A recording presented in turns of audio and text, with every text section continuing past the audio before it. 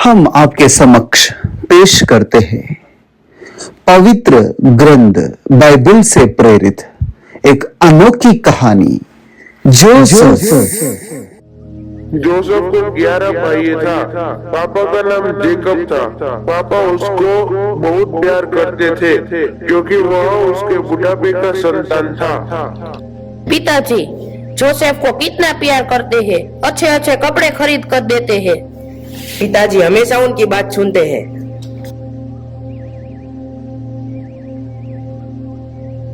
पापा मुझे आज एक सपना आया। मेरा सपना सुनो। हम लोग एक साथ खेत पर फूले बांध रहे थे। मेरा फूला खड़ा हो गया और तुम सब लोगों के फूले उसके चारों ओर खड़े होकर मेरे फूले से प्रणाम करने लगे।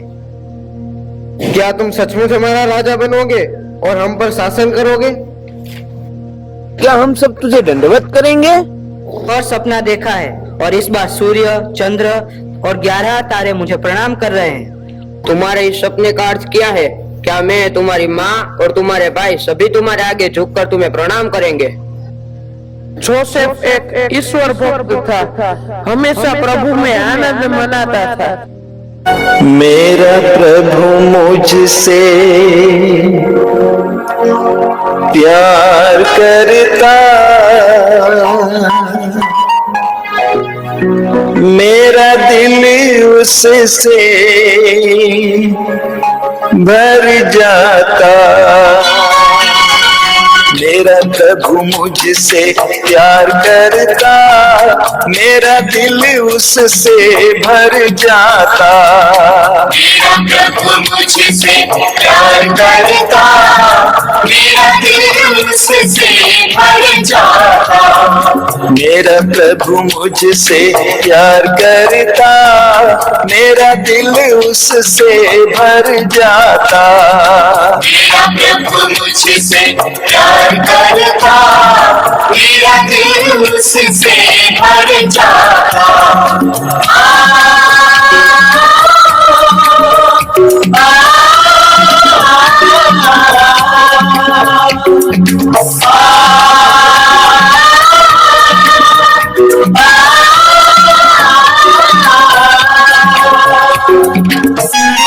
चाहे सब मुझको ठुकराए, चाहे सब मुझको ठुकराए,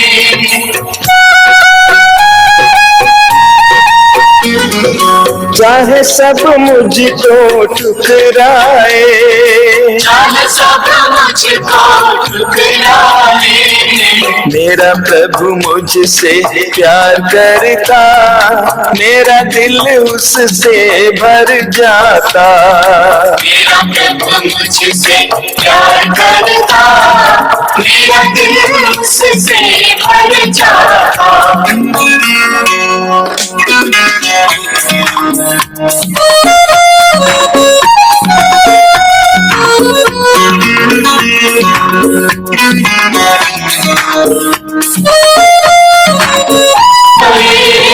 मेरा प्रभु मुझसे प्यार करता, मेरा दिल उससे भर जाता। मेरा प्रभु मुझसे प्यार करता, मेरा दिल उससे भर जाता। जोसेफ के भाई जोसेफ से ईर्ष्या करते रहे। ये जंगल में काम करने जाते हैं। पापा जोसेफ को ही प्यार करता है, उसका ही सपना सुनता है। मुझे अभी गुस्सा आ रहा है। क्या करूं उसका? उसको मार डालना ही सही है। सही है, उसको मार डालना ही अच्छा है। भैया उसको क्यों मार डालना, वो हमारा ही खून है। तुम चुप रहो। उसको देखो वहाँ एक कुआं है, उसमें डालेंगे तो भूखे भूखे मर जाएगा। अच्छा आइडिया है। उसका कपड़ा निकालेंगे, उसमें बकरे का खून डालेंगे और पापा को दिखाएंगे। पापा सोचेगा कोई जंगली जानवर ने उसको खा लिया। बहुत अच्छा आइडिया है। देखो आ रहा है वो सपना वाला, चलो पकड़ो उसको। भैया भैया भैया भैया भैया भैया। हा हा हा, कहाँ गया उसका सपना? कपड़ा मुझे दे दो, मैं उसमें जानवर का खून डालेंगे। देखो हमारा ही भैया है, उसको क्यों मारना? तुम्हें क्या, तुम चुप रहो। देखो दूर से व्यापारी आते हैं, जोसेफ को भेजेंगे तो गुलामी के रूप में दे देंगे तो पैसे भी मिलेंगे। सही है, चलो उसको निकालो, जल्दी निकालो। पिता जोसेफ का कपड़ा और मुंह पर खून देखकर बहुत रोता है। पिता ने विश्वास किया कि जोसेफ को किसी जानवर ने खा लिया है। व्यापारियों जोसेफ को सेनाधिपति को भेजा। प्रभु ईश्वर जोसेफ के साथ थे, इसलिए उसके सभी कार्यों में उसको सफलता मिलती थी। जोसेफ के कारण सेनाधिपति बहुत खुश हो गए। उसको अपना समस्त संपत्ति का प्रबंधक बनाया। प्रभु जोसेफ के कारण सेनाधिपति के घर को भी आशीर्वाद देने लगा। लेकिन कुछ दिनों के बाद जोसेफ को सजा मिल गई, उसको जेल में डाल दिया। जोसेफ कुछ गलत नहीं किया था, सेनाधिपति के पत्नी ने उसको बारे में गलत बात फैलाई। हे प्रभु, आप जानते हो मैं कुछ भी गलत नहीं किया। हे प्रभु, मैं तेरी आराधना करता हूँ। इस दुख में भी मैं भी तेरी स्तुति गाता हूँ।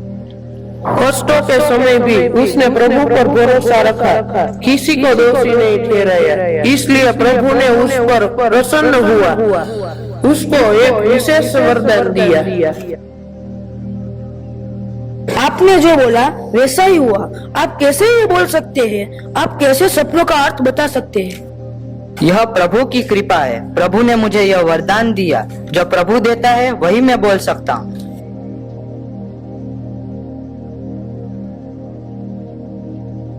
कोई भी मेरा सपना का अर्थ नहीं बता देता है, मैं सबको मार डालूंगा, क्योंकि कोई भी मेरा सपना का अर्थ नहीं बताया। महोदय, जेल में एक कैदी है, वह दूसरों के सपने का अर्थ बताता है। उसका नाम क्या है? जोसेफ। उसको यहाँ बुलाओ।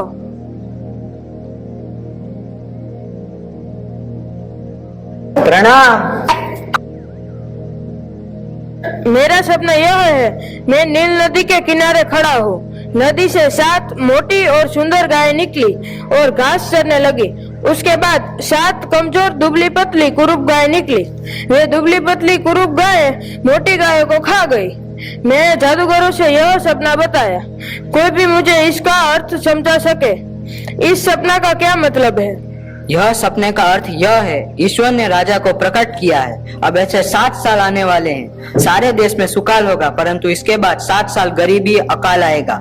यह समझाने के लिए सपना दिखाई दिया है। इसलिए राजा, आप ऐसे एक किसी समझदार और बुद्धिमान व्यक्ति को चुने और अच्छे वर्षों की पूरी अनाज इकट्ठी की जाए और अकाल के वर्षों के लिए काफी अनाज हो जाएगा।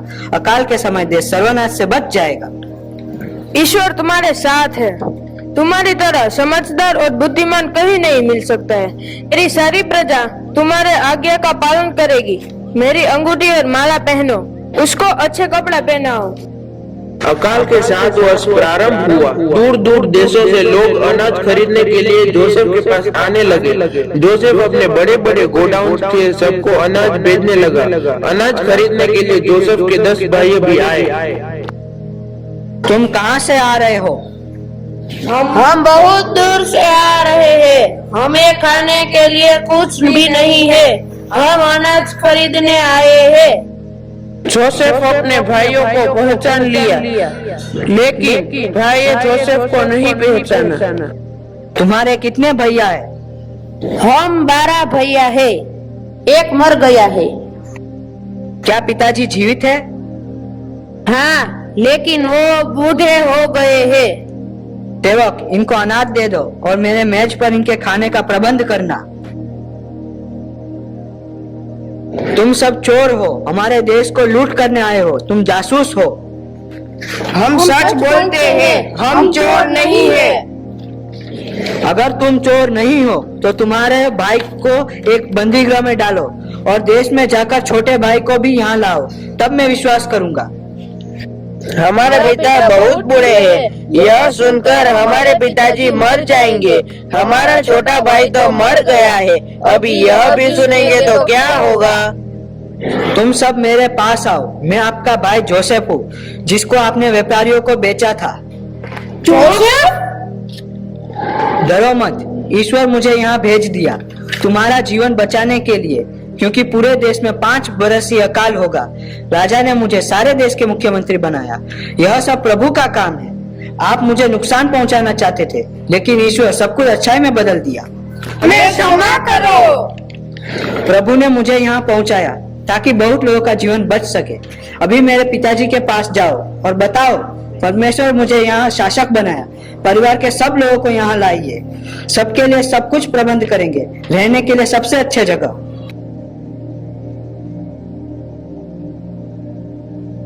इस कहानी से आपको क्या सीखने मिला? जोसेफ ईश्वर का भक्त है, वो सबको प्यार करता है। भाइयों, जोसेफ को मारने के लिए कुएं में डाला, लेकिन वह उनको बदला नहीं किया, उसको अच्छा खाना खिलाया। ऐसा सबको प्यार करेगा तो परिवार में शांति होगी। परिवार में शांति होगी तो सोसाइटी में शांति होगी। सोसाइटी में शांति होगी तो देश में शांति होगी। देश में शांति होगी तो दुनिया में शांति होगी।